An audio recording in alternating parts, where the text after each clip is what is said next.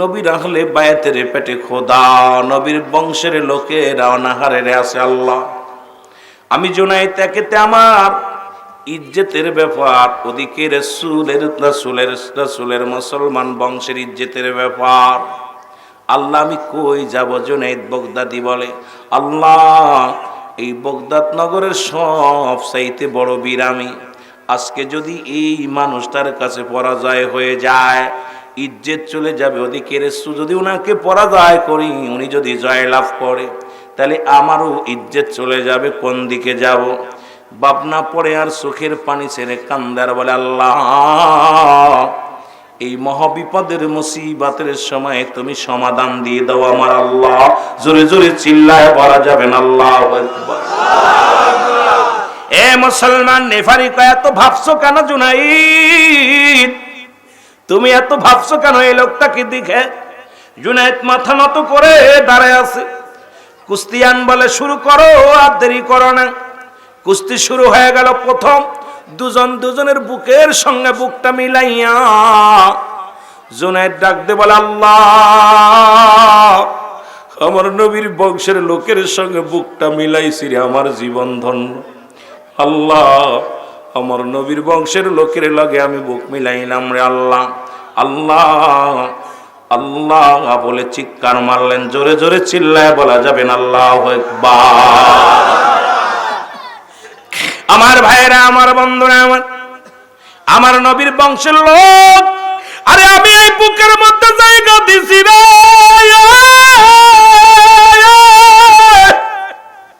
আমি কেমনে তার মাটিতে লুটা দিব? সম্ভব নয়, সম্ভব নয়। আরে আমার নবীর বংশের লোকের গায়ে আমি হাত দেব রে, এটা আমি কেমনে করে হাত উঠাইব? চিৎকার পেরে কাঁদতে লাগলেন জুনাইদ।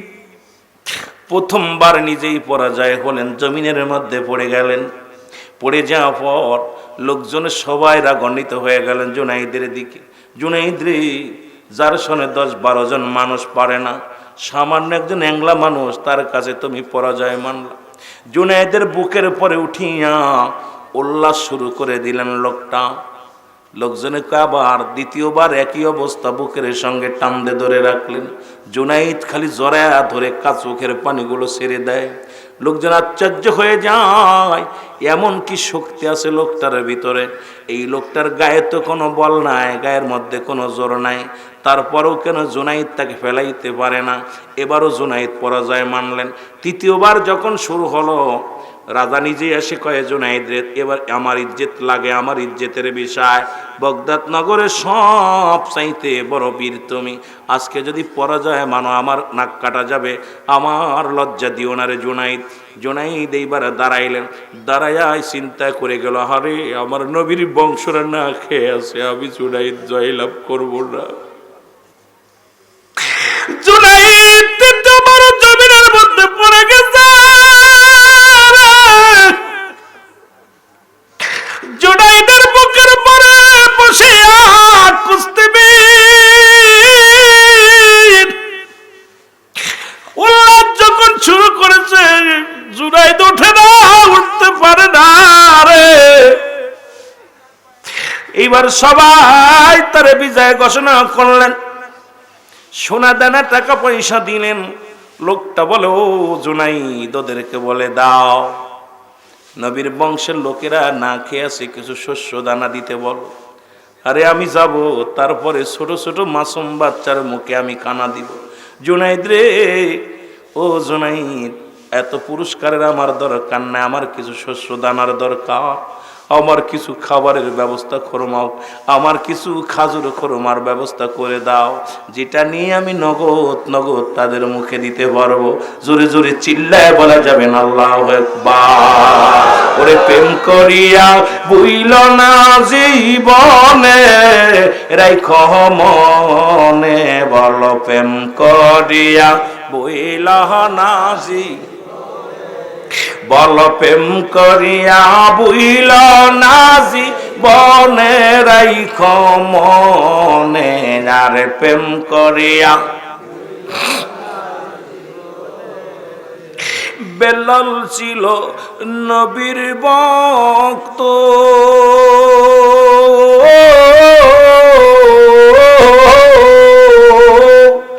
আযান দিত পাঁচ ওয়াক্ত গো,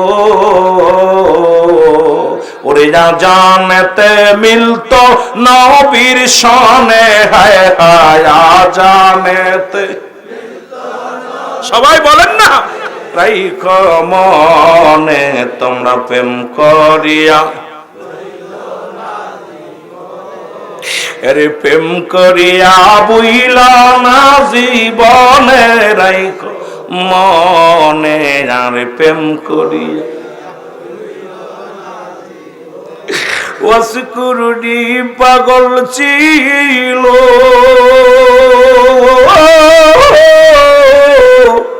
বত্রিশ দাঁত ভাঙ্গেছিল গো, ওরে নবীজিকে না দেখানো অনে, হায় হায় নবীজিকে না দেখল নয়নে, রাইখো মনে আর প্রেম করিয়া বইল না জীবনে, তোমরা প্রেম করিয়া রাইখো মনে আর প্রেম করিয়া। এ দুনিয়ার মুসলমান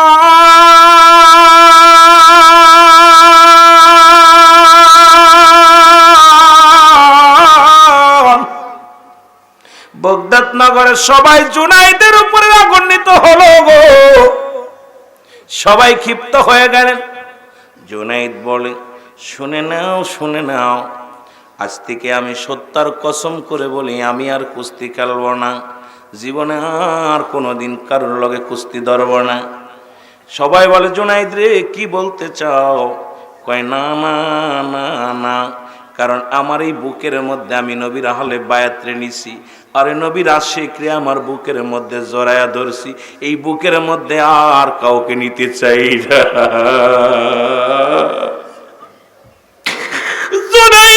রাত্রে বলে নামাজ পড়ি, ঈশার সালাত পড়ি, যাই নামাজের মধ্যে বসে জুড়ে কান্দের বলে, রব্বে কারীম তোমার নবীর আহলে বায়াত, তোমার নবীর বংশধরে আমি ইজ্জত দিছি গো, তাকে সম্মান দিতে পারি নাই, ঠিক মতো তারে ভালোবাসতে পারি নাই। আল্লাহ তোমার হাবিবের চাদর আমি রক্ষা করেছি গো আল্লাহ। আল্লাহ আমার নবীর বংশের লোকের সঙ্গে আমার বুকটা মিলাইছি, নবীর বংশের লোকের সঙ্গে আমার দেহটা মিলেছে, এই দেহ আমি প্রতিজ্ঞা করেছি আর জীবনে আমি কোনোদিন কারোর লগে কুস্তি ধরব না। জোরে জোরে চিল্লায় বলা যাবে না সুবহানাল্লাহ। জুনাইদ নামাজ শেষ করে শুয়ে পড়েন। রাতের অন্ধকারে নবীজি ডাক দেয়, বলে জুনাইদ,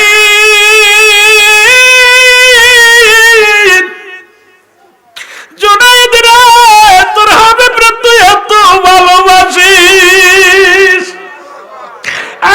কুস্তিদের জুনাইদ, জুনাইদ রে আজকে হাজার জনতার সামনে আমার বংশের মানুষের ইজ্জত দিছি রে জুনাইদ। জুনাইদ রে ডান দিকে তাকায়া দেখ, বাম দিকে তাকায়া দেখ, পিছনে তাকায়া দেখ, সামনে তাকায়া দেখ। রাসূলুল্লাহ বলে, জুনাইদ রে ওই জান্নাতের মধ্যে সুন্দর বালাখানা তোর জন্য অপেক্ষা করে, জোরে বলা যাবে না সুবহানাল্লাহ। আজকে যারা সেই নবীর চাদর ধরে টানাটানি করে, সেই নবীরে যারা কষ্ট দেয়, নবী বলেন হায়াতি খায়রুল লাকুম, আমার হায়াতের জিন্দেগিটা আমার উম্মতের জন্য কল্যাণ স্বরূপ। ও আলেমরা শোনো, শরীয়তে নবী, তরিকাতে নবী, হাকিকতে নবী। নবী বলে, উম্মতিরা রে আমাকে আল্লাহ দুনিয়ায় পাঠাইছে, আমি আগমন করেছি আমার উম্মতের কল্যাণের জন্য, কারণ আমি আমার উম্মতের সঙ্গে কথাবার্তা বলতে পেরেছি। আমি আমার এই জন্য এই কথাটা মনে পড়ে যায়, জামানার মহাকামেল খাজা বাবাকে বাংলার জমিনে পাইছি, এটা আমরা ধন্য। জোরে বলেন ঠিক কিনা? আমার ভাইরা, আমার বন্ধুরা, জুনাইদ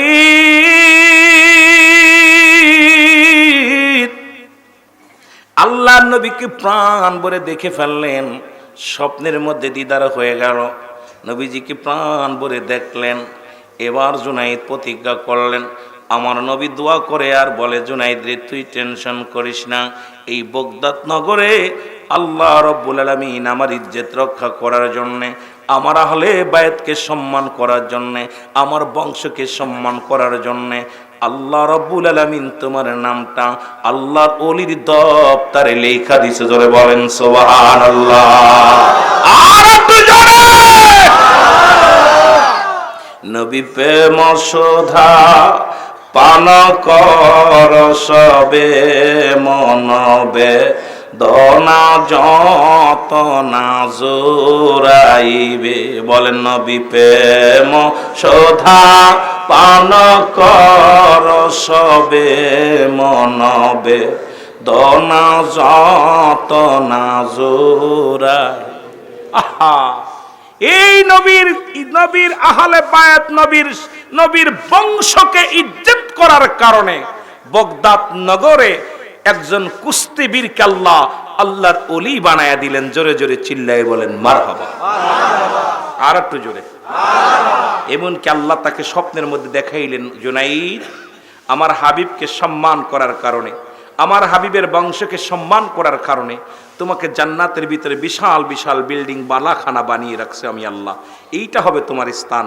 কারণ আমার নবীর ইজ্জতের চাদর রক্ষা করার কারণে আজকে আমরা, আমার জাকের ভাইরা, আমরা সুন্নি ভাইরা যারা আমার রাসূলের সম্মান শুনলে আমরা চোখের পানি এসে যায়, মুনাফিকদের মুখটা বেজার হয়ে যায়। জোরে বলেন ঠিক কি না? এ আমার ভাইরা, আমার বন্ধুরা, আমার আবার উনার কদমে ছোঁয়া পায়া চোর হয়ে গেল মুসলমান, আল্লাহর ওলি হয়ে গেল। কথা যেহেতু শুরু করেছি, কোন দিক থেকে কোন দিকে যাব, সময় নষ্ট করব না, আপনাদের বেশি কষ্ট দিব না। যে তরিকাতের আলোচনা, তরিকাতের কিছু কথা বলবো, অনেক আলোচনা এসে যায় বাবা, 2-4 ঘন্টা নিয়ে আপনাদের বসে আলোচনা শেষ করতে পারা যাবে না। একজন হাত কাটা চোর, বগদাদ নগরের সবচেয়ে প্রশিক্ষণ প্রাপ্ত চোর, নাম হলো সাবেদ। নাম কি? এই সাবেদ নামে একজন চোর, উনার হাতটা কাটা ছিল। যারা আল্লাহর ওলি খাজা বাবার দরবারে যান, যারা ওলি আল্লাহর কথা বলে, আল্লাহ সূরা ইউনূসের মধ্যে 11 নম্বর পরা 62 নম্বর আয়াত আল্লাহ নিজেই ঘোষণা করে, আলা সাবধান, ইন্না নিশ্চয়, আলা ইন্না উলিয়াল্লাহি, আল্লাহর তরফ থেকে যারা ওলি হয়, লা নাই খাউফুন শব্দের অর্থ ভয়, ওলা যদি অবস্থান করে হুমদের উপরে জানুন, তাদের কোনো চিন্তা নাই, ভাবনা নাই। মেরকাতের 10ম খণ্ড 722 নম্বর পৃষ্ঠা, তাফসীরুল বায়ান 5ম খণ্ড 524 নম্বর পৃষ্ঠা। বাবা পৃষ্ঠাগুলো গণবেন, কিতাবের নাম শুনবেন। আমি আস্তে আস্তে বলছি, কোরআন হাদিস ইজমা কেস দিয়ে কথা বলবো, আস্তে আস্তে আমরা আগাই। রাসূল বলে, আলা সাবধান, ইন্না নিশ্চয়, আলা ইন্না উলিয়াল্লাহি, আল্লাহর তরফ থেকে যারা ওলি হয়, লা ইয়ামুত, তাদের মৃত্যু নাই। এমন একজন কামেল পীরের হাতে বায়াত গ্রহণ করেছি আমরা, জাকের ভাইরা ধন্য হয়েছি। জোরে বলেন ঠিক কি না? আমার ভাইরা, আমার বন্ধুরা, আমার একটু আগে আগে বসেন, বাইরের পিছনে বসার জায়গা দেন না, অনেক একটু বসতে দেন, বাইরে দাঁড়ায় থাকবে না, কেউ দাঁড়ায় থাকবে না, একটু জিকির করতে করতে সবাই একটু আগায় বসবেন। ইসমে জাত আল্লাহ আল্লাহ,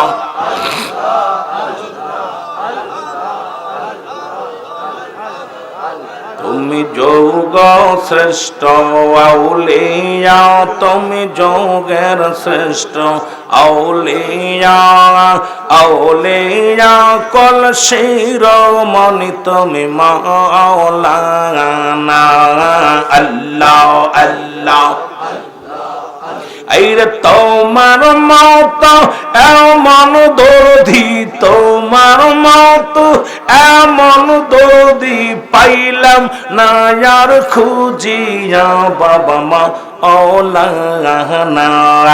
আল্লাহ আল্লাহ, তুমি বিশ্বের শ্রেষ্ঠ আউলিয়া, তুমি যোগ শ্রেষ্ঠ আউলিয়া, আউলিয়া কল শিরোমণি বাবা মাওলানা। আরে আউলি আকল শিরোমণি বাবা মাওলানা। আল্লাহ আল্লাহ, যাকে রামদের পালো বসবো বসকে রামদের দরদি বাজান হয় না তোমার তুলনা বাবা হয় না তোমার তুলনা বাবা মাওলানা আল্লাহ আল্লাহ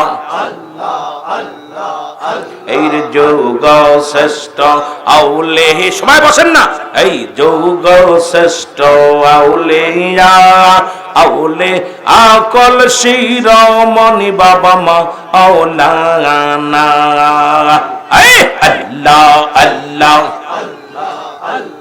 সারা জগৎ গুইরা দেখি বাবা তাও মাম জাহান গুইরা দেখি হয় না তোমার তুলনা বাবা হয় না না বাবা মাওলানা আরে যোগ শ্রেষ্ঠ আউলিয়া হার যোগ শ্রেষ্ঠ আউলিয়া আউলিয়া কল শির মনি বাবা মাওলানা আল্লাহ আল্লাহ আলহামদুলিল্লাহ আলহামদুলিল্লাহ বলেন না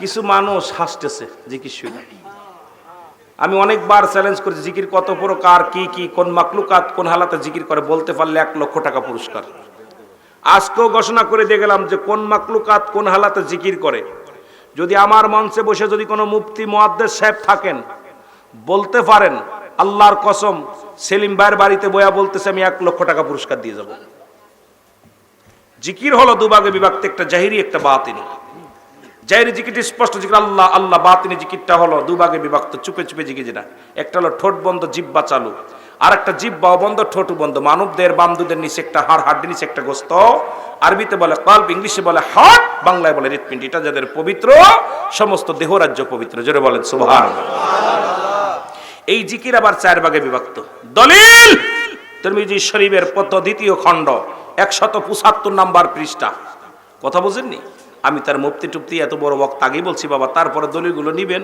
না পাইলা কবেন ও বেটা তুই কিতা কইছ রে সরমনা সারসিনা পুরপুরা শরীফ দেওয়ানবাগ ভান্ডারি তাবলিগ আমলিগ যারা আছেন লেখেন তিরমিজি শরীফের দ্বিতীয় খণ্ড 175 নম্বর পৃষ্ঠা এতদিন জিকির করেছেন আল্লাহ আল্লাহর জিকির না এই জিকিরটার নাম হলো ইসমে জাতের জিকির আল্লাহ আল্লাহ আল্লাহ জিকির বাইহাকি শুআইবুল ঈমানের প্রথম খণ্ড 337 338 নম্বর পৃষ্ঠা এতদিন জিকির করেছেন কালেমার জিকির না এই জিকিরটার নাম হলো নাফি জাতের জিকির লা ইলাহা ইল্লাল্লাহু মুহাম্মাদুর রাসূলুল্লাহ মুসলমান কানজুল মানের প্রথম খণ্ড 214 নম্বর পৃষ্ঠা এতদিন জিকির করেছেন তাওবার জিকির না এই জিকিরটার নাম হলো কুওয়াতের জিকির লা হাওলা লা কুওয়াতা ইল্লা বিল্লাহ ইবনে মাজার মধ্যে 74 নম্বর জিকির সুবহানাল্লাহ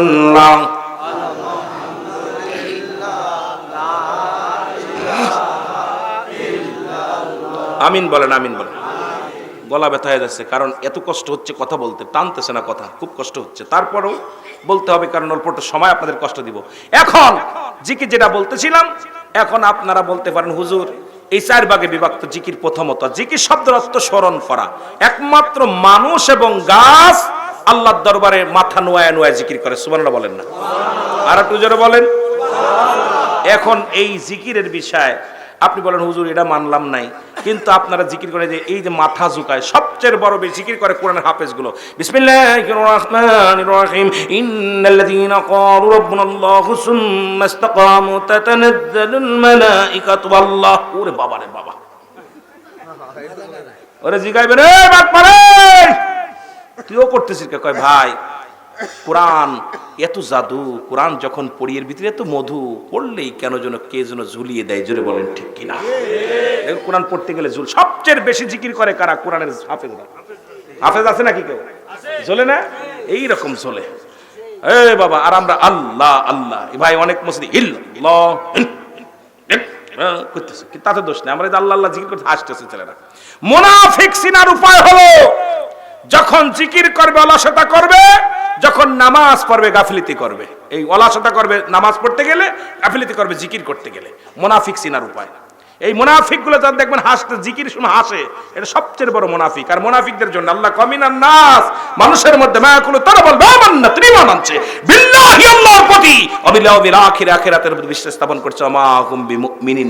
এই মুনাফিকেরা হন রাসূলের দরবারে মুনাফিকরা আসা যা করত, নবীকেও ধোঁকা দিতে গেছে। কোরআন আমার আব্বার কিতাব না, কোরআন হাদিস আমার আব্বার দেই নাই, আত্মশির হুজুর দেয় নাই, কোরআন হাদিস আল্লাহ আল্লাহ রাসূলের কিতাব। জোরে বলেন ঠিক কিনা? আল্লাহ বলে হাবিব ওই মানুষের মধ্যে বেঈমান আছে, মুনাফিক আছে। এই মুনাফিক গুলো আপনার কাছে যাবে, বলবে ইমানদার মুত্তাকিন বলে দাবি করে। নবী বলে না, আল্লাহ কয় না, ওদের জন্য আমি রেখে দিলাম উইদ্দাতিল কাফিরিন, ওই কাফের বেঈমান মুনাফিকদের জন্য প্রস্তুতি আছে 7টা জাহান্নাম। কয়টা জাহান্নাম? যাবেননি? কয়টা জাহান্নাম? দলিল ছাড়া কথা কইতাম না, ভয় নাই, ধৈর্য ধরেন। কথা বোঝেন নাই? নথি ছাড়া কথা কইতাম না। আমার বাবারা এইভাবে বলে হুজুর এই যে গজল গাইলেন, ঠিক আছে, মাথা নাড়লো, আপনি গজল গাইলেন, এই গজল গা জায়েজ নাই। যদি কোনো দলিল দিতে পারে কোনো মায়ের পুত, জীবনে গজল গাইব না। যদি কোনো মায়ের পুত এখানে থাকেন যে আমি গজল গা জায়েজ নাই, জীবনে একটাও গাবো না। রাসূলের দরবারে 2টা মেম্বার ছিল, একটা মেম্বারে নবীজি খুতবা দিতেন, আর একটা মেম্বারে সাহাবীরা নবীজিকে নাচ শোনাতো, গজল শোনাতো, কবিতা আবৃত্তি করে শোনাইতেন। তার মধ্যে একজন হলো আহসান বিন সাবিত। নবীজির কদমের মধ্যে নাচ শোনাতো, গজল শোনাতো, আর নামটা শুন সাহাবীর। খালি কিতাবাদি না পইরা বাইরে এটা নাই ওটা নাই পারছি, লেখাপড়া করছস, ওই ব্যঞ্জন বর্ণ স্বরবর্ণ ঠিক আছে, ক্লাস 1-এ পড়ে সরে আম আম, টুতি কি আম আম কইব না বানান করব? কথা কয় না? ক্লাস 1-এ পড়ে সরে আম কি আম, টুতি যখন উঠবে ও কি ওই আবার বানান করে পড়বো? ও কি বলবো? এবার বলবো আম, যেরকম ঠিক কিনা? যা যাবরকে যা কার মোজাম, এখন ও বানান করবো। যখন 5-এ পড়বো তখন কি করব? বানান করব। ওরে ওই যে ব্যঞ্জন বর্ণ স্বরবর্ণ ঠিকই আছে, পড়ার ধারণ বদলে গেছে। জোরে বলেন ঠিক কিনা? একই হরফ দিয়া, ব্যঞ্জন বর্ণ স্বরবর্ণ দিয়া ডিগ্রি, মাস্টার ডিগ্রি, আপনার বিএ, সেই কি পিএইচডি, যত ডিগ্রি আছে সব ওই একই হক করে দিয়া। জোরে বলেন ঠিক কিনা? পড়ার ধারণ বদলে যায়। এখন মৌলবীরা টুতি বইরা, কারণ প্রাইমারিতে বইরা হাই স্কুলের জ্ঞান নিতে চায়, হাই স্কুলে বইরা কলেজের জ্ঞান নিতে চায় না, সম্ভব নয়। এই জন্য অ্যারিস্টটল, সক্রেটিস বই লেখাপড়া বলছে নো মাইসেলফ, নিজেকে নিজে চিনতে হবে, মান আরাফান নফস। কথা বুঝেননি? উলুবনে মুক্তা বাংলায় তো বুঝাইতে পারি না, ইংরেজি আর কই কব, আরবি আর কই কব, বাংলা আমি তো বুঝি না। কথা কইতে নি রে বা, সবচেয়ে কঠিন ভাষা বাংলা। যেটা বলেন ঠিক কিনা? আয়া দূরে এসে 2টা ইংলিশ কইলাম আর আরবি কইলাম, মনে কর বড় বক্তা না। কথা হলো কি, আমি তো বাংলাই কথা কইতে পারি না। কথা বুঝেননি? বাংলাই কথা কইতে পারি না, বুঝি কত ভুল যায় বাংলায়। বাংলাদেশের মানুষ আমরা বাংলায় কথা বল, জানেন কত চট্টির মাথা কাটতে আর ফুটা দিতে হয়। আর ওদিকে 15টায় নুক্তা আছে, 15 হলো 16টায় নুক্তা নাই। আর এদিকে এই যে সরুয়া সরে আর ক খ, এতে কত ভেজাল গেজাল মার্কা মানুষ বাবা। এই দেশে বাংলা ভাষা আল্লাহ দান করেছিল, এই জন্য কিছু কথা কইতে পারি বাবা, তবে বইয়ের ভাষা প্রয়োগ করা কঠিন ব্যাপার। জোরে বলেন ঠিক কিনা? কথা কন না কেন? বোঝেন আমার কথা? আপনাদের মাদারীপুর কয় বকরি, আমরা কই ছাগল। কথা বোঝেন?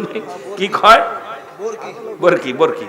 আর আমরা কই ছাগল। কথা বুঝেননি? আপনারা কন ওই যে ফাত্রা, আমরা কই ফাত্রা, আপনারা কয় বাসনা। কি কন? কলার ফাত্রাটা কি কন আপনারা? ফাত্রা কয় না। এটা আমার, আমি যখন কুমারে টেকেছিলাম ওই জায়গার মানুষ কইতো বাসনা। কি তা কয়? বাসনা। সুতরাং অনেক কথা বাবা, এই জন্য এক দেশের গালি এক দেশের বলি বাবা রে। এই জন্য বাবা কি তা বলবো, যেটা বলতেছিলাম মুসলমান শোনা নাও, জিকিরের বিষয় নেই। মুনাফিকদের চিনার উপায়, যখন তারা জিকির করে, গাফিলতি করে, যখন নামাজ পড়ে অলসতা করে। এই জন্য বাবা মুনাফিক চিনার বড় কঠিন। মুনাফিকদের জায়গা হবে, রাসূল বলছে মুনাফিকদের জায়গা হবে জাহান্নামের একটা সর্বস্তর জায়গা, যে জায়গাটার নাম হলো হুব্বুল ফুজুর, জাহান্নামের একটা নিম্নতম জায়গা। জোরে বলা যাবে না আল্লাহু আকবার। জাহান্নামের একটা স্তর হবে জাহান্নাম। আমার বাবারা, আমার গভীর মনোযোগ। আম্মা জান আয়েশা সিদ্দিকা চোখের পানি ছেড়ে কান্দে। আমার নবীজি বলে, আয়েশা শোনো গো, আমি জাহান্নাম জান্নাত আমাকে দেখানো হলো। আমি যেতে চেয়েছিলাম কবরের ভিতর, হঠাৎ করে চলে আসছে অন্যদিকে। যা যায় আম্মা জান আয়েশা সিদ্দিকা বলে, ইয়া রাসূলুল্লাহ, ইয়া হাবিবাল্লাহ, কি বলতে চান? বলে, নবীজি বলেন, আয়েশা রে, আমি জাহান্নামের মধ্যে দুই শ্রেণী মানুষের বড় কষ্ট দেখলাম। কষ্ট দেখে আমি খুব আশ্চর্য হয়ে গেছি। তাদের মধ্যে এক নাম্বার হলো, একদল মানুষ জাহান্নামের ভিতরে আগুনের একটা নদী আছে, ওই আগুনের নদীর মধ্যে তারা সাঁতার কাটে, জোরে বলা যাবে না আল্লাহু আকবার। অনেক কষ্ট করে যদি তারা কুল কিনারা পায়, আবার মালিক ফেরেশতার লোকজন তাদেরকে ধাক্কা দিয়ে আগুনের মধ্যে ফেলে দেয়া হয়। আম্মা জান আয়েশা বলে, ইয়া রাসূলুল্লাহ, ইয়া হাবিবাল্লাহ, এদের শাস্তি কেন এত বড় কঠিন? এদের কি পাপ করেছিল? নবী বলেন, ওই সমস্ত মানুষগুলো দুনিয়ার মধ্যে এক নাম্বার সুদ আর ঘুষের মধ্যে জড়িত ছিল। সুদখোর আর ঘুষখোরদের জায়গা হবে আগুনের নদী, জাহান্নামের নদী। যারা সুদ করে হারামখোরদের জায়গা হবে জাহান্নাম। আল্লাহু আকবার। সুদখোর আর ঘুষখোর এই দুটাকেই নিয়ে জাহান্নামের আগুনের নদীর মধ্যে নিক্ষেপ করা হবে। আর একটা দল, নবীজি বললেন, তারা কষ্ট করে আমল করত, দুনিয়ার মধ্যে নামাজ, শরীয়তের নামাজ পড়তো, কোরআন তেলাওয়াত করত, ইবাদত বন্দেগী করত, তারপরেও তারা আমল শূন্য হয়ে দুনিয়া থেকে উঠবে। তারা কবর উঠবে, হাসরের ময়দান উঠবে। নবীজি বললেন, আয়েশা বলে, আম্মা জান আয়েশা বলে, ইয়া রাসূলুল্লাহ, ইয়া হাবিবাল্লাহ, এরা কারা? নবীজি বললেন, এই সমস্ত মানুষগুলো শুধু কি করত? দুনিয়ার মধ্যে সগলখুরি করত, এর কথা ওর কাছে বলে বেড়াতো, পরনিন্দা করত, মানুষের সমালোচনা করত।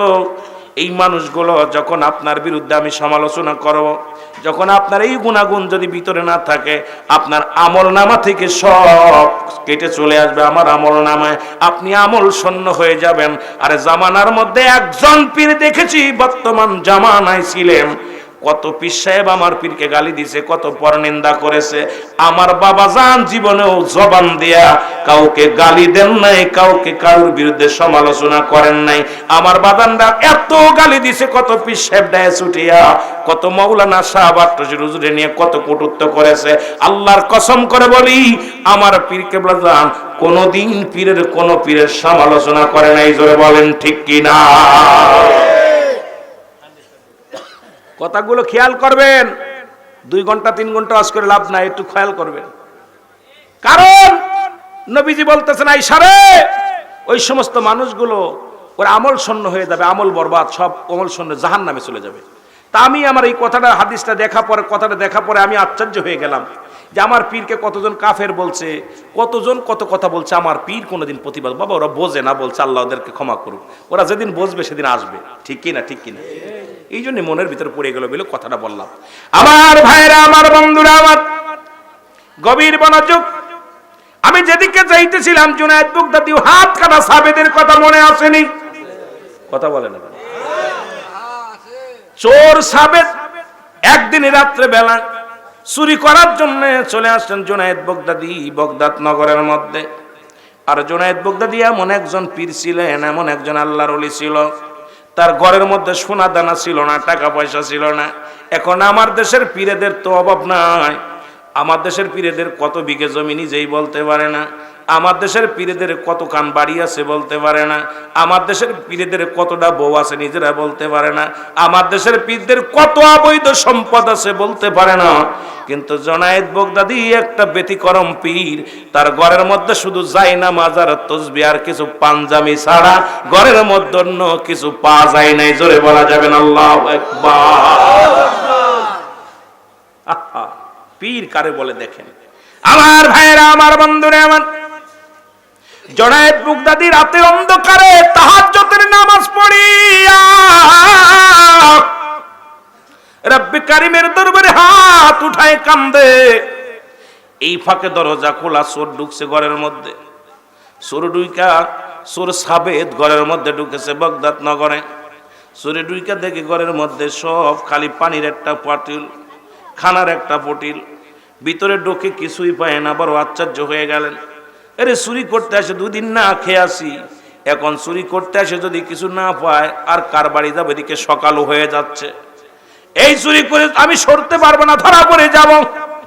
উনি কি করলেন, চিন্তা করে যদিও পুরন পাঞ্জাবিটা যা আছে এগুলো চুরি করি, যদি কিছু বেচা যায়। সাবেত কি করলেন, এক হাত দিয়ে যায় নামাজ, তসবিহ, পাঞ্জাবিগুলো যত কাপড় চোপড়ে যা ছিল সবগুলো এক জায়গায় গুছায় চিন্তা করলো, সবগুলো বিক্রি করলে হয়তো এক বেলা খাবার হবে, তবে যেহেতু চুরি করতে ঢুকেছি সবগুলো নিয়ে যাব। এখন চুরি করিয়া বান্দার জন্য বিশাল একটা বোঝা বানাইছে, বোঝা বানাইয়া উঠাতে পারে না, এক হাত বেটার বানতেও পারে না। বান্দার জন্য দাঁত দেয়, এক পাশে রশি ধরে টান দেয়, আর এক হাত দিয়ে বা হাত দিয়ে টান দেয়, কারণ সাবেদের একটা হাত কাটা পড়ে গেছিল চুরি করতে যাইয়া, আর একটা হাত ভালো আছে।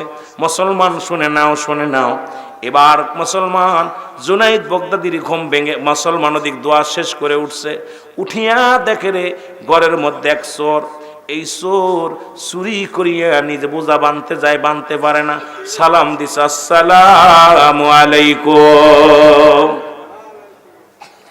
চোরে কয়, ওরে কে রে তুই, সালাম দিস? আমি আপনার মতো একজন। সুবহানাল্লাহ কইতেন। চোরে কয়, আমি জুনায়েদ বগদাদি কয়, আমি আপনার মতো একজন। চোরে কয়তে ঘরে ঢুকছির, কেটে ঘরে কিছু আসেনি, আমি তো কিছু পাইতেছি না। কয়, আপনি তো ভালোই এক বোঝা বানছেন। কয়, বোঝা বানছি, ভাগ দেয়া যাবে না। জুনায়েদ বগদাদি কয়, আমি ভাগ চাইতেছি না, একটু দাঁড়ান, আপনার গা কাঁপতেছে, মনে হয় আপনার ক্ষুধা লাগছে, দেই ভিতরে কোনো খাবার আসেনি। ভিতরে যাই, জুনায়েদ বগদাদি প্রতিদিন রোজা রাখতেন। এর মুসলমান শোনে নাও, জুনায়েদ বগদাদি রোজা রাখে প্রতিদিন, এবার একটু শুধু দুধ খায় রোজা রাখে। আমার পীর কেবলাদানের এই কথাটা মনে পড়ে যায়, কথাটা বলতে যায় জুনায়েদ বগদাদির, আরে আমার পীর কেবলাদানের কোনো অভাব ছিল না, শাইন শাহ নকশবন্দি মুজাদ্দিদের তরিকা গো। আমার পীর না খাইয়া খাইয়া জীবনটার কঙ্কাল বানাইছে গো। একবার হুজুর এক সপ্তাহ সুস্থ, কারুর লগে কথা বলে না, কারুর লগে কথা বলে না। মিয়া ভাইজান মুজাদ্দিদি সাহেব বড় পেরেশানিত, মিজি ভাইজান মুজাদ্দিদি সাহেব পেরেশানিত। বাংলাদেশের জাকের ভাইয়ের শুনতে পাইলেন কেবলাদান হুজুর কারুর লগে কথা বলে না। জাকের ভাইয়েরা পঙ্গপালের মতো ছুটে ছুটে হুজুরকে দেখতে গেলেন, কত কি খাবার নিয়ে গেলেন। হুজুর খানাও খায় না, কথাও বলে না। বড় ডাক্তার দেখানো হলো, কোনো ডাক্তার রোগ পায় না। মুসলমান শুনে বিবিএস ডাক্তার দেখানো হলো। ডাক্তার এসে হুজুরের হাতটা ধরলেন, হাতটা ধরে বলে, হুজুরের কোনো রোগ নাই। জোরে বলা যাবে না সুবহানাল্লাহ। ডাক্তার বলে, ও মিয়া ভাইজানকে ডাক দে, বলে, ভাইজান আপনার আব্বার দেহের মধ্যে কোনো রোগ নাই। এরে উনি না খাইতে খাইতে ওনার দেহখানা কঙ্কাল করে ফেলেছে, ওনার গায়ে বল নাই, ওনার এমন দাড়িটা চলতেছে খুব ধীর গতিতে। ওনাকে তাড়াতাড়ি খাবার সেলাইন দেয়া হলো। কেবলাজান হুজুরকে একটা সেলাইন দেয়া হলো। কেবলাজান হুজুরের সেলাইন দেওয়ার পর হুজুর হুঁশ হলো। মুসলমান হুঁশ হওয়ার পর হুজুর বলে, আমার কি হয়েছে, তোমরা ডাক্তার বাবু কেন আনে? ভাইজান কাঁদতেছিলেন, জাকের ভাইরা কাঁদতেছিলেন। সবাই বলেন, হুজুর আপনি অসুস্থ আছে, একটা সপ্তাহ কারোর লগে কথা বলেন না, কিছু খান না, আপনার জন্য ডাক্তার না হয়েছে। ডাক্তার হুজুর বলছে, তো বাবা ডাক্তার কি বলেছে? বলেছে, বাবা ডাক্তার বলেছে আপনার কোনো রোগ নাই, আপনি না খেয়ে সোনার দেহখানা কঙ্কাল করে ফেলেছেন। হুজুর আপনি এত দুর্বল, কথা বলতে পারেন না, উঠতে পারেন না। আমার দয়াল বাবা যান দর দর করে চোখের পানি ছেড়ে দিয়া বলে, ডাক দে, বলে, মাহফুজুল হক ফয়সাল রে, শোনো,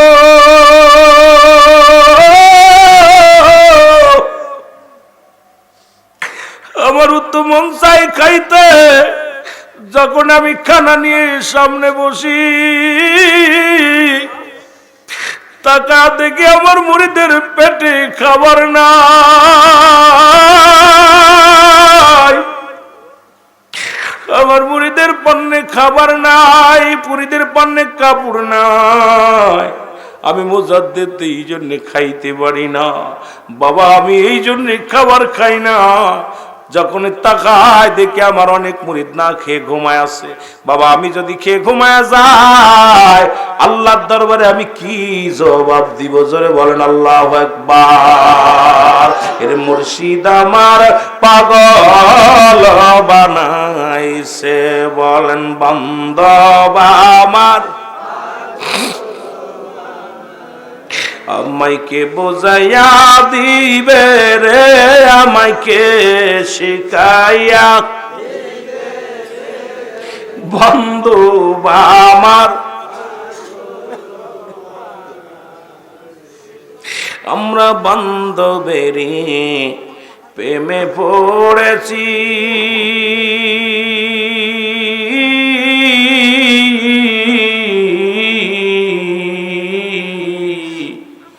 নিন্দুকেরও কত কথা গায়ে শোয়েছি।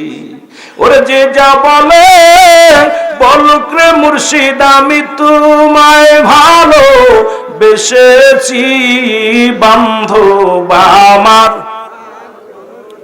বানাইলো বলেন বান্ধব আমার। এ দুনিয়ার মুসলমান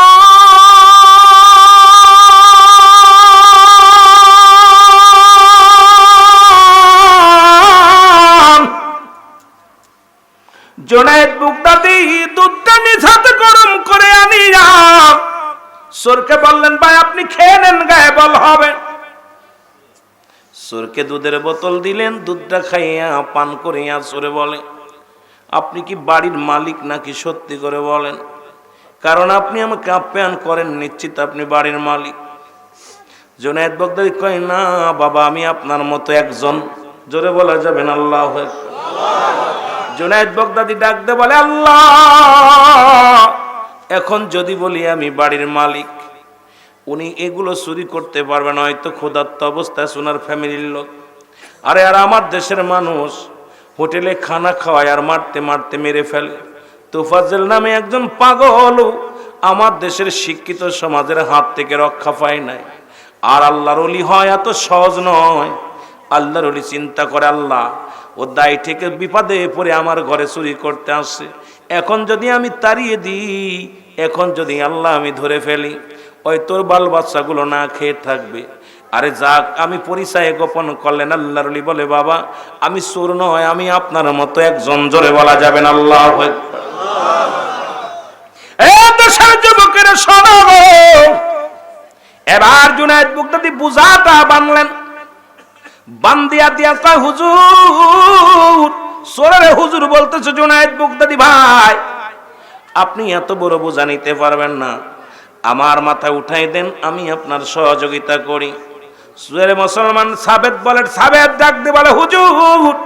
সাবেদ ডাক দে বলে, বেটা তুই নতুন চোরনি, এত কষ্টে মালামাল গুছাইছি, তোরে ভাগ দিবার না। আল্লাহর ওলি জুনায়েদ বাগদাদী বলে, বাবা ভাগ লাগবে না, আমি তোমার বোঝাটা বহন করে দিই। কয় তালে দিতে পারো। এবার বোঝাটা মাথার মধ্যে নিলেন জুনায়েদ বাগদাদী। মাথার মধ্যে নিয়ে কয়, হুজুর আপনি আগে আগে যান, আমি পিছে পিছে।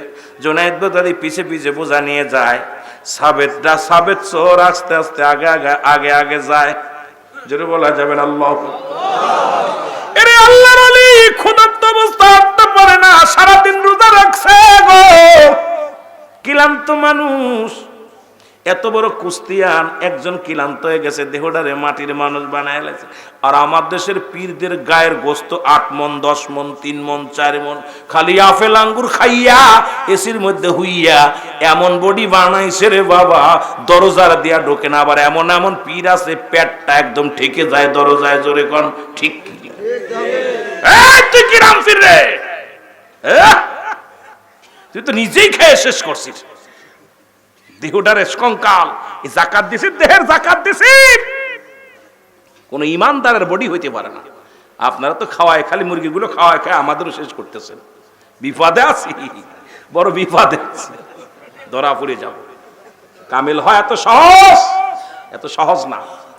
কারণ আপনি 3 ভাগ, 1 ভাগ খালি, 1 ভাগ পানি, 1 ভাগ খালি, 3 ভাগ করতে হবে। আমরা ভালো মন্দ পাইলে গলা ফন্ত খাই, ঢেক মারি খাই, কিন্তু এত সহজ না। নবীজি পেটে পাথর বাঁধছে, আট্টশির হুজুরের পেট আর পিঠে এক হয়ে গেছে। জোরে বলেন ঠিক কিনা?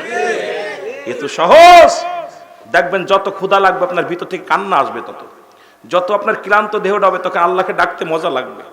আল্লাহ আল্লাহ বলবেন, চোখ দিয়ে পানি এসে যাবে। আর আপনার যত উদার ভরে খাবেন, ভিতরে প্রেম আসে না। এই খানা কমাবেন, গম কমাবেন, খানার ঘুম এই দুইটা কমায় দেবেন, দেখবেন আপনার ভিতর থেকে প্রেম জাগবে, আল্লাহর প্রতি ভয় আসবে, কবরের প্রতি ভয় আসবে।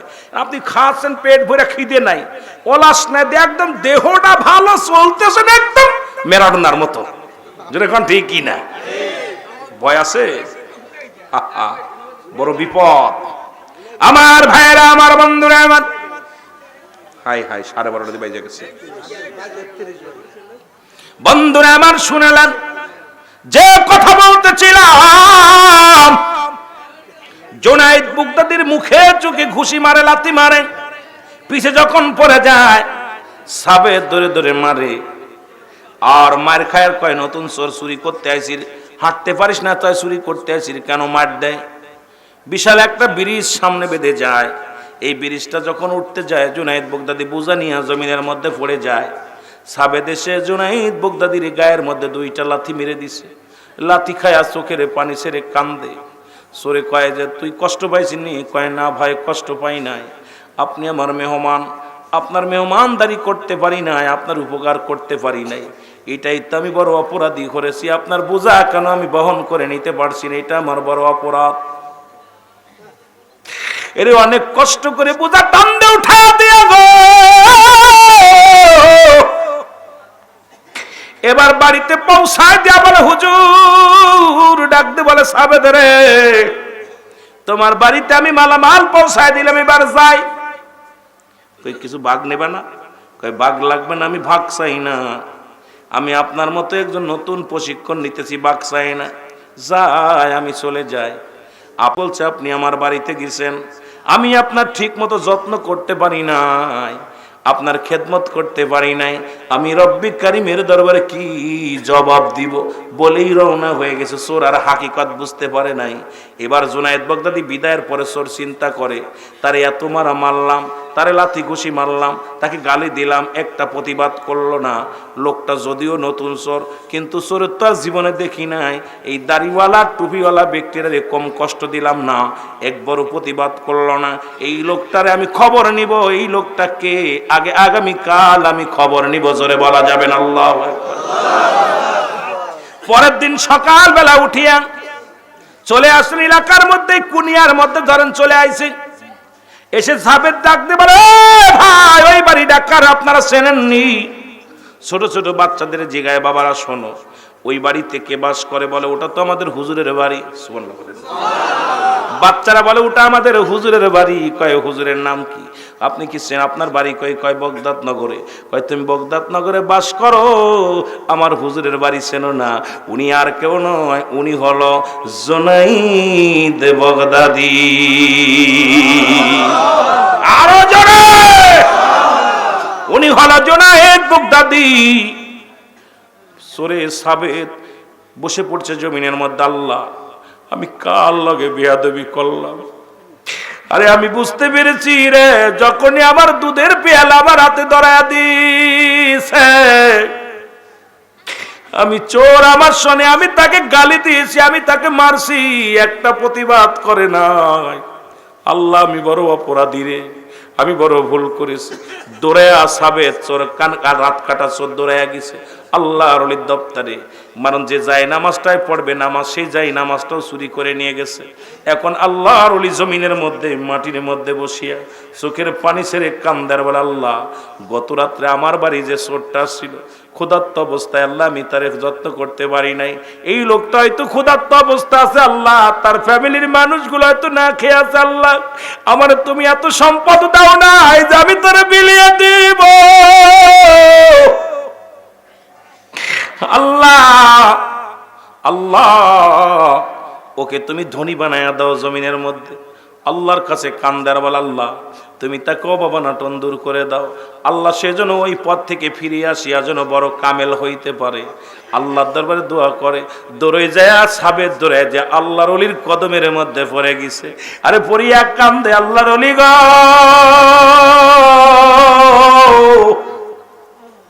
আমি আপনাকে চিনতে পারি নাই, দয়াল মুর্শিদ চিনতে পারি না।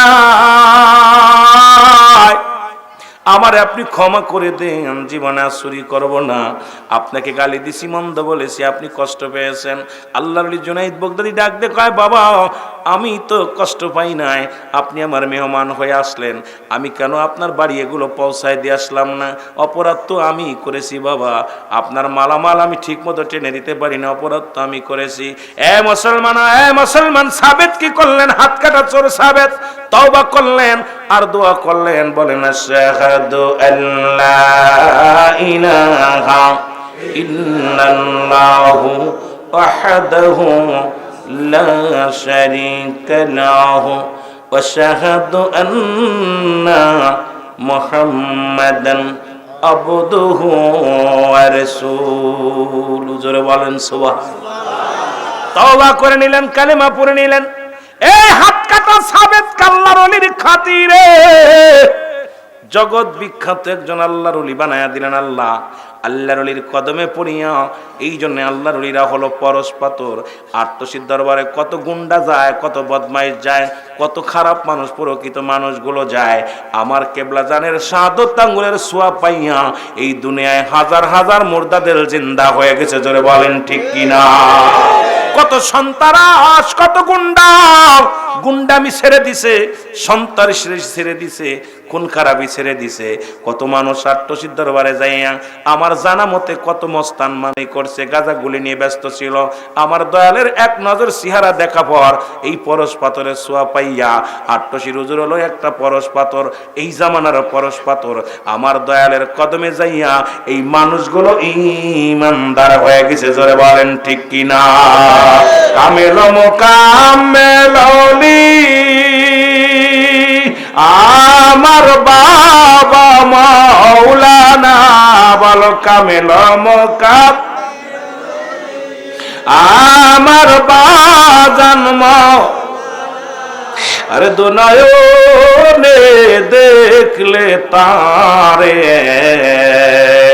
দূর হইত যন্ত্রণা, বলো দুনয়নে দেখলে তারে দূর হইত।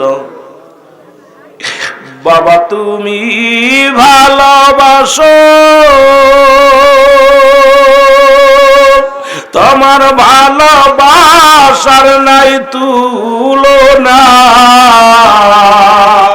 বলো খাজা তুমি তোমার ভালোবাসার নাই তুলনা। আর সেলিম পাগলে কান্দে বসে, আর রুহল পাগলে কান্দে বসে, তুমি আমায় ভুলিল না। সবাই যার যার নাম বলে দরবারে, আরে আশেকেরা কান্দি বসে, তুমি আমায় ভুলো না। আল্লাহু আকবার বলেন। মুর্শিদ গো, তোমার দয়ার অসংখ্য মানুষ। আমার একদিন কেবলা জান হুজুর কেমন চোর বাটপার, আমার জানা মতো আমি ক্লাস 1 থেকে দরবারে লেখাপড়া করেছি। দরবার থেকে যখন আমি ক্লাস 9 ছাত্র, তখন এটা ক্যাসেট করলাম। আমার সেলিম ভাই প্রথম ক্যাসেটও ছিল, মাটির মানুষ, সোনার মদিনা, পূর্ণিমা চাঁদ, কত ক্যাসেট করলাম জীবনে, কত জিকির, কত ওয়াজ। আমার বাবারা তো হুজুর পাক আমি দেখছি থাকতে, তখন দরবারে চোর ধরা পড়লি তাদেরকে আদর করে নিয়ে যেয়ে 3 দিন খাওয়ানো হতো, 4 দিন খাওয়ানো হতো, সবুজ ক্যাম্পে নিয়ে তাদেরকে আরাম করে খাওয়ানো হতো। খাওয়াইয়া ওর শরীফ শেষ হইলে তারা হাদিয়া দিয়া, তার কাছে কি দেওয়া তো জানেন, পকেট বাড়ি কোন অমুক যা কত খরচ হবে সেই টাকা বাদে 500 টাকা এক্সট্রা দিয়া হুজুর বলতেন বাবা ওদেরকে বিদায় করে দেন। ওই চোর দেখছি পরের সপ্তাহে আর দরবারে খালি কান্নাকাটি করছে। আল্লাহু আকবার বলেন। সব পরিবর্তন হয়ে গেছে, এখন তো দূরে ফিটান। এ ভাই আল্লাহর কসম আমি নিজে দেখেছি। তখন আমার বড় ভাই সবুজ ভাই চাকরি ওই করতো, কাজ করতো, খেদমত করতো। চোর ধরে ধরে আনতো, আর আমি বই যাবো দেখ তুমি কি চুরি করছো, মোবাইল চুরি করছো, তুমি কি চুরি করছো, কয় টাকা চুরি করছো, তুমি কি চুরি করছো, ঘড়ি চুরি করছি। আর তুই চুরি করলি কেন, কয় ভাই ভুল হয়ে গেছে। এদেরকে আইনা দরবার খাবার খাওয়াইতো, বাহিনীর মানুষগুলো খাবার যত্ন করে এনে খাওয়াইতো। আরে মুর্শিদ কত ভালোবাসতো, কোনোদিন একটা চোরের গায়ে হাত দিতে দেন না। আমার পীরের সামনে চোর ধরা পড়লে হুজুর মারতে দেন নাই। হুজুর বলছে বাবা ওরা তো বিপদে পড়ে, আর অভ্যাস পরিবর্তন করার চেষ্টা করো, আল্লাহ করবে, হিদায়াতের মালিক তো আমি না বাবা, আল্লাহ হিদায়াত করুক। জোরে বলেন আমিন। আমার বাবারা এই জন্য এমন মুর্শিদ কি পাওয়া জগতে আছে রে ভাই, দেখেন না, আমার পীরের দরবারে একজন চুরি করে আনছে, মাছ চুরি করে আনছে, কই মাছ মারছে, মাইরা চুরি করে নিয়ে হুজুরের দরবার নজরে না দিছে। হুজুর তো হুজুর আপনার জন্য তাজা কই আনছে, আর কই খেলে আপনার গায়ে তার রক্ত হইব, হুজুরের জন্য যত্ন করে নিয়ে গেছে। হুজুরি বলছে বাবা মাছগুলো এতগুলো আনছেন, তো সবাই বলছে পাকশালায় নিয়ে যান, ছোট পাকশালায় নিয়ে যান। হুজুর বলছে না বাবা এদিকে আনেন, এদিকে আনেন। হুজুর একবার হাতের মধ্যে একটা লাঠি নিয়ে বলছে বাবা এই জায়গা ঢেলে দেন। ডাইলা দিচ্ছে, যে এই মাছগুলো ডাইলা দিচ্ছে, মাছগুলো একা একা কানে বেয়ে বেয়ে চলে যাচ্ছে। হুজুর বলছে বাবা সত্যি করে বলেন এই মাছগুলো পরের জাল থেকে আনছেন না বাবা? কয় হুজুর জি হুজুর। হুজুর কয় বাবা যেগুলো আপনার জালে ছিল এইগুলো এনে বয়ে আছে, আর যেগুলো পরের জাল টানছেন বাবা এগুলো করতা বাবা, পরের হক নষ্ট করছেন। কয় হুজুর আমার জীবনে কান ধরছি, আজ জীবনে আমি এটা করতাম না। সুবহানাল্লাহ করতেননি? আরো জোরে বলেন, আরো জোরে। এমন পীরের মুরিদ আমরা, এমন পীরের মুরিদ বাবারে। উনি চোরকে বানাইছে কুতুব বানাইছে। আট্টশির হুজুর চোরকে কুতুব বানাই দিছে। কারণ এ অসংখ্য চোর, অসংখ্য গুন্ডা, অসংখ্য মানে মানবিতা ছিল তার ভিতরে। এই মানুষগুলো এত সোনার মানুষ হয়ে গেছে, এই মানুষের গায়ে ধাক্কা লাগলে যে একসময় মানুষের পিটাইছে এর গায়ের পথে হাইটে গেলে কথা কয় না। জোরে বলেন ঠিক কিনা? দরবারে যাবেন কত বাড়িওয়ালা, এস আলম দেখছেন আহারে এত বড় ধনী মানুষ আট্টশি আয়া কি আমি আচ্ছা যে 5 নাম্বার রুমের পাশে, ওই 5 নাম্বার 4 নাম্বার রুমের ওই সিঁড়ির পাশে বসে থাকতো। একদিন আমি গেছি, হঠাৎ করে দেখি উনার প্রস্রাবের পানি টানতো। উনি হলো বিএ পাস, এত বড় অফিসার এস আলম, যিনি বাংলাদেশের বড় ধনী। এই ধনী লোকটা আয়া আট্টশি আয়া ওই সিঁড়ির নিচে শুয়ে রয়েছে। তা আমি একদিন যে বলছি হুজুর ভাইজান কিছু না মনে করলে, তোমার তো সিনা লাগে, তুমি কি দরবারে গজল গাও? আমি কই জি আমি গজল গাই। আমি সেই রুল আমিন জোড়া দিচ্ছি, তুমি তো আট্টশি হুজুরের তুমি পুরস্কার পাইছো সেই রুল আমিন। আমি কই জি। কেন আট্টশির হুজুর আমার হাতে ধরে পুরস্কার দিছে। আমার সেই ছোট রুল আমিন যখন 18 ফাল্গুনে বিদায় দিয়ে খাজা হুজুর গাইছি, আমার চাচা আবুল হাসেম যশোরী সাহেব আমার কোলে করে ধরছে। আমি এরকম ছোট মানুষ, পিচ্ছি মানুষ, হাফ প্যান্ট পরা অবস্থায় গজল গাইছি। হুজুর টাইকা নিয়ে বুকের ভিতর নিয়েছে একাধিকবার। আমার এই জীবনে বড় সার্থক। এই জন্য আমার গলারে এত বেরোই, গলার যত্ন করি না, ওষুধ খাই না, কিছু খাই না, কই ছেড়া দিছি খাজার বাবার নামে, যা করিস করে গে। 3টা 4টা প্রতিদিন এইভাবে চলছে, খালি শিক্ষারি কথা বুঝেননি। তা হুজুর পাক আমারে মাথায় হাত বুলাই দিছে, গায়ে হাত বুলাই দিছে। তা উনি এসালাম বলতে, আমি বলছি ভাইজান আপনি এত বড় ধনী মানুষ এই ধুলার মধ্যে পড়ে থাকেন। কয় কপাল লাগে, আট্টশি দরবারে দুলা বালি লাগানো এটা কপাল লাগে। সুবহানাল্লাহ বলেন না? উনার মতো মানুষ বলতেছে আট্টশি দরবারে এই ধুলা বালি লাগানো কপাল লাগে, ভাগ্য গুণে ধুলার বালি লাগানো যায়। এর রুহুল আমিন তুমি কি মনে করো এই দরবারে ধুলাবালি সবার কপালে জোটে না? দেখলাম হিসাব করে এটাই যে যাদের কপালে টানছে সারাই গেছে আট্টশির দরবারে এই ধুলাবালি। হুজুর বলছে বাবা এমন একটা সময় আসবে তখন মানুষ পঙ্গপালের মতো ছুটে আসবে বাবা, আপন পীরকে তখন পাবে না বাবা শরিয়াতে, তখন কাঁদবে, চোখের পানি ছেড়ে ছেড়ে কাঁদবে, আমরা কি রত্ন হারাইছি। এখনো অনেক ভাইয়েরা ভুলের মধ্যে আছেন। আমি আপনাদেরকে অনুরোধ করব, বিশ্ব জাকের মঞ্জিল মহাপবিত্র বিশ্ব রস শরীফ 2025 সাল, আল্লাহর কসম আপনি যে দল করেন দুঃখ নাই। আমার পীরের দরবারে মুরিদ যেহেতু হয়েছেন, একটু লুকমা তাবারক খা চিন্তা করবেন, হাজিরা দিবেন। আপনি অন্য দল করেন, আমার দুঃখ নাই, যা করেন আমি দুঃখ নাই আমার, আমি আপনাকে বলবো না যে আপনি এটা করেন না ওটা করেন না। আমি অনুরোধ করবো, কেবলাজান হুজুর বলছে বাবা পারলে সপ্তাহে একদিন আসবেন, না পারলে মাসে একবার আসবেন, না পারলে 3 মাস পরে, না পারলে 6 মাস পরে, না পারলে বাবা বছরে একবার মহাপবিত্র বিশ্ব রস শরীফ বাবা এটা আশুক মাসুকের মিলন মেলাবে বাবা। আমি আপনাদেরকে নিয়ে আল্লাহর দরবারে প্রার্থনা করি বাবা আপনারা দরবারে আসবেন। এই জন্য আমি আপনাদেরকে অনুরোধ করব, আপনি পার্টি করেন, আমলিগ করেন, বিএনপি করেন, আমি বলবো না এটা করেন না। আপনি জাকের পার্টি করেন, আমি বলবো না করেন না, আমি বলবো না, আমার মুখ দিয়ে বলবো না। কারণ আপনাকে অনুরোধ করবে একটাই, সেটা হলো আপন পীরকে ভুলে যেন না। আপন পীরকে ভুলে গেলে আপনার ভবিষ্যৎ প্রজন্মগুলো কঠিন মুসিবাতে পড়ে যাবে, এর মধ্যে কোনো সন্দেহ নাই। এই জন্যে আপনি দরবারে যাবেন, জিয়ারত করবেন। আল্লাহর ওলির দরবারে গেলে পারে লাভ না লস আপনি তো জানেন, সবই জানেন, আমি আপনাদেরকে কি বুঝাইবো। আমি পর্দাড়ের মা বোনেরা যারা আছেন, আমার জাকের বোনেরা আপনাদের অনুরোধ করবো, আপনারা শরিয়াতের বিধান লঙ্ঘন করবেন না। দরবারে যাবেন, মুষ্টির চাল যেটা আছে এই মুষ্টির চালটা আপনারা গুছায় রাখবেন, দরবারে পাঠাবেন।